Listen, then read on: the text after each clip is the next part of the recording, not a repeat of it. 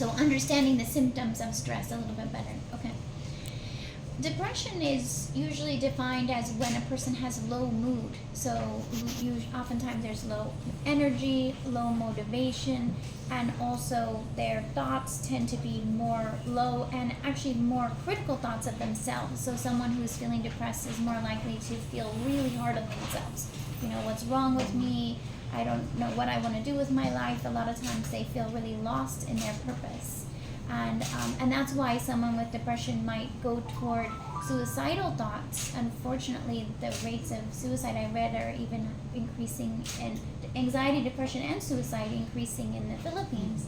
And I think if you think about it, if someone's feeling like they've lost their purpose in their life and they feel low motivation and they also feel very isolated, so they feel like they can't talk to someone else, they don't know who to ask for help, so it's this combination of isolation and being hard on themselves and loss of purpose that they then would go toward, why am I even here, right?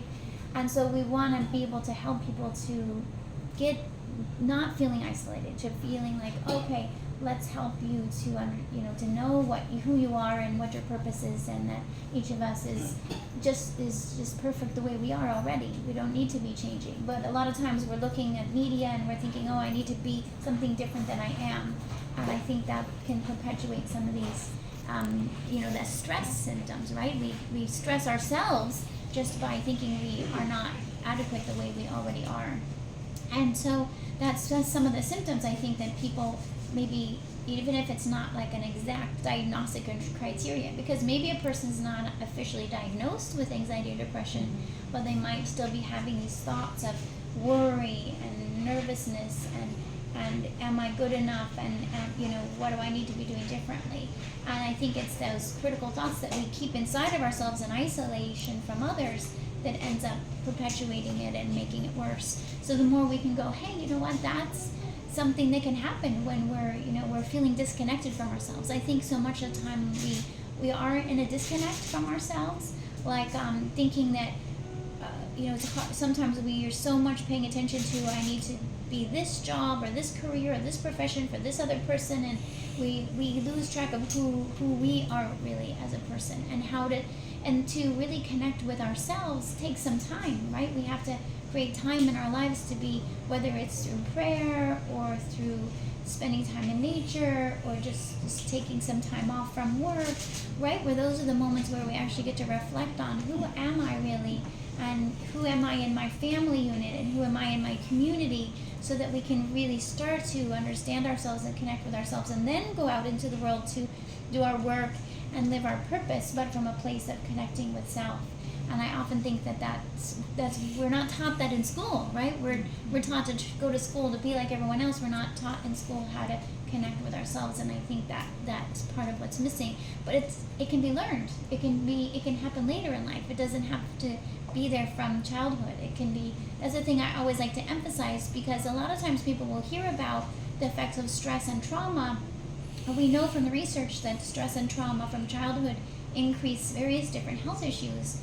But what they often don't emphasize is that it's possible to recover from it. It's possible at any point in our lives, no matter what age, because I see patients of all different ages, it's always possible to come back and say, wait a minute, who am I? What have I experienced in my life? How can I learn from those experiences, and how can I support myself to recover?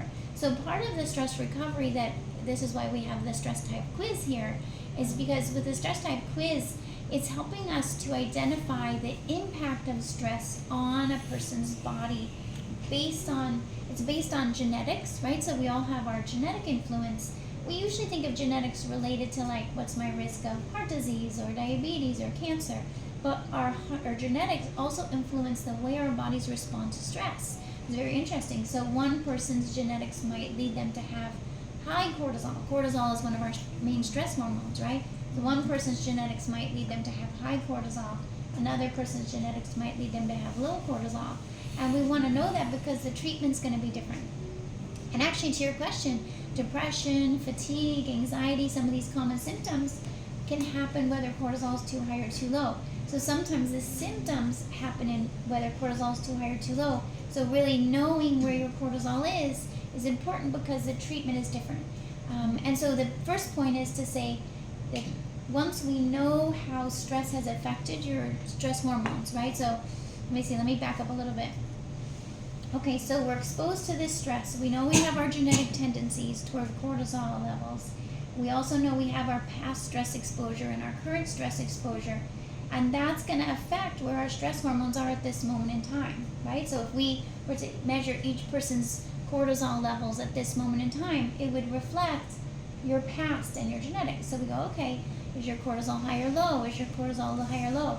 And we can do the same with adrenaline. Adrenaline is like, when you're stressed and you feel your heart racing and you're sweating and your mind's racing. And these stress hormones are meant to help us get out of stress, right? If you think back, like, classically back in times, if a lion is chasing a human, they're going to make cortisol and adrenaline to get out of stress. And the same thing happens with us. We're in traffic and the horns are honking and we're late to where we're trying to go, and you feel your adrenaline going, right? So these stress hormones are important because they're protective. They help us stay out of danger. But what should happen is we have a stress response, cortisol and adrenaline respond, and then the stress goes away and the cortisol and adrenaline come back to an optimal level. They don't go to zero. It's not about having zero stress, and it's not about having zero stress hormones. We want to have optimal stress hormones. And so when cortisol and adrenaline are optimal, studies show that humans have less health issues, less depression, less anxiety, less heart disease. They live longer and they live healthier. So we go, well, how do we get back to that healthy level of cortisol and adrenaline? How do we help because if we don't, then the cortisol and adrenaline gets stuck in stress mode.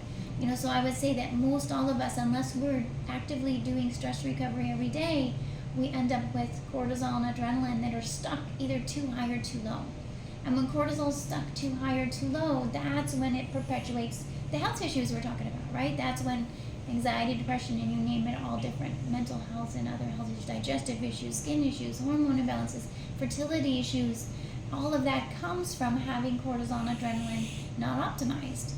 So we go, but in conventional medicine, there's no treatment for that. There's no medication that addresses cortisol or adrenaline or brings it back into balance. The only thing that exists would be, some medications. Well, prednisone, right, is a cortisol that really raises your cortisol levels.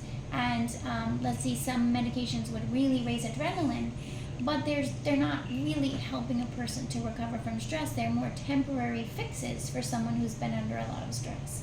So if we come back and we go, well, how can we help humans not only recover from stress, but stay optimal cortisol and adrenaline, even though we have to, of course, we're going to need to have work and have our children and do things that are stressful. So it's not about eliminating the stress in our lives. It's about how do we optimize the cortisol and adrenaline. So what I saw in my research, because for the past 2 decades, I look at hundreds or thousands of cortisol and adrenaline levels in patients because we can measure it in saliva and urine.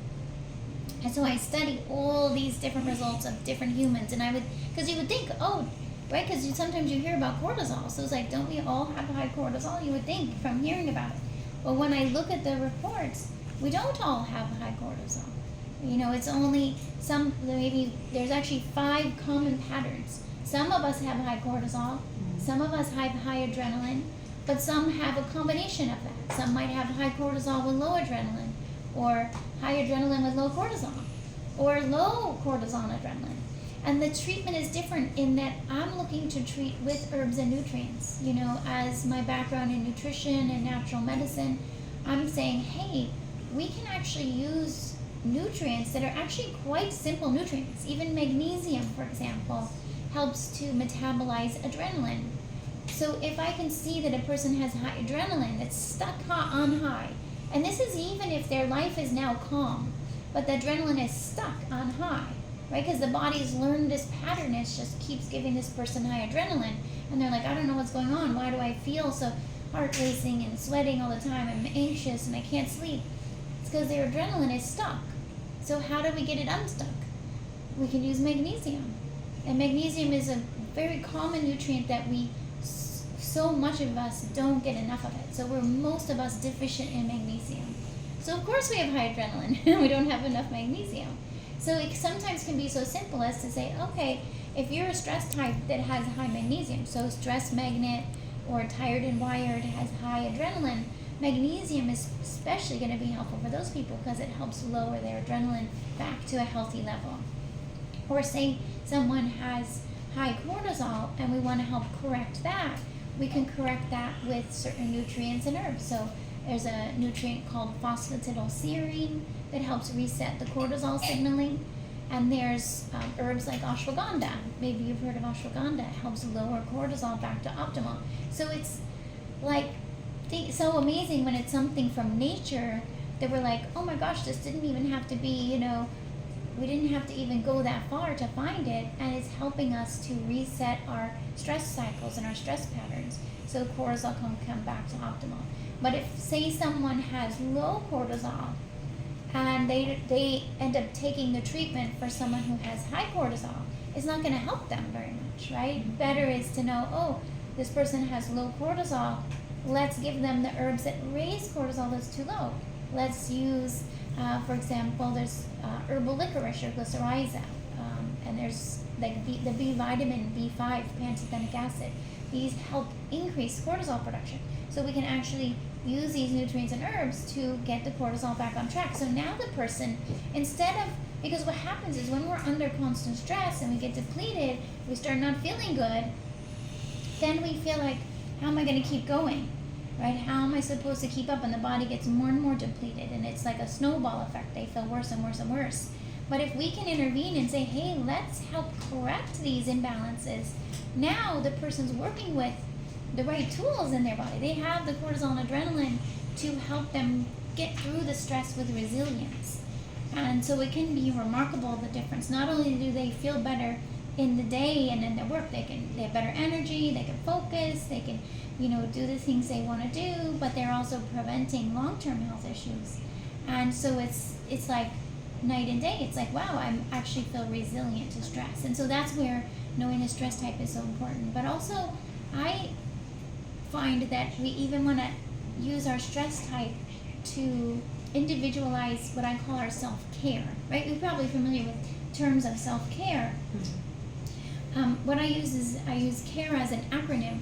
So C for clean eating, A for adequate sleep, R for recovery activities, and E for exercise.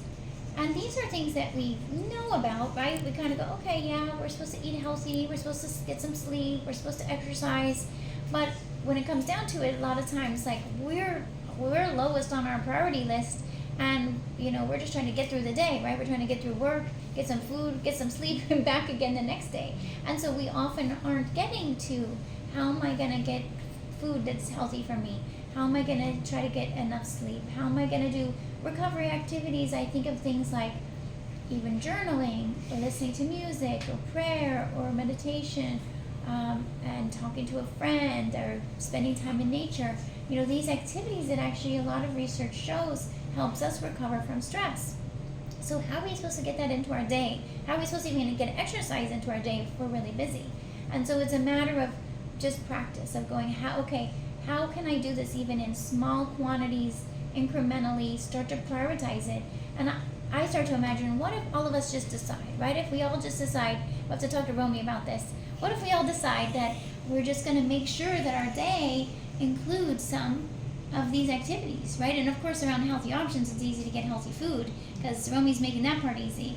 And and getting sleep, we can prioritize that too. When do I need to get to bed so that I'm going to get at least 7 hours of sleep? In terms of recovery activities, how can we, when we have a break in the day, if we have 15 minutes or if we have an hour, how can we prioritize and say, hey, this is instead of just getting lost in social media or whatever else we're doing with our 15 minutes, how do we use that 15 minutes to do some of these activities that help us recover from stress? So it's a matter of just sort of training yourself and disciplining yourself to say, hey, I need this. That's why we have a break in the day, is for stress recovery. So let's use it for activities that actually help us recover from stress. And so it's a matter of, if we all just decide, hey, this is what we're going to do, then we can support each other in it too. Hey, what are you doing for your stress recovery today? What are you enjoying? What do you find? So then it can be more normalized, this self-care, and also more normalized being able to talk about the effects of stress. How's stress affecting you today? What can I do to support you? Right? So it's just shifting the conversation so that we can all feel more supported, and I know that it can make a big difference for people.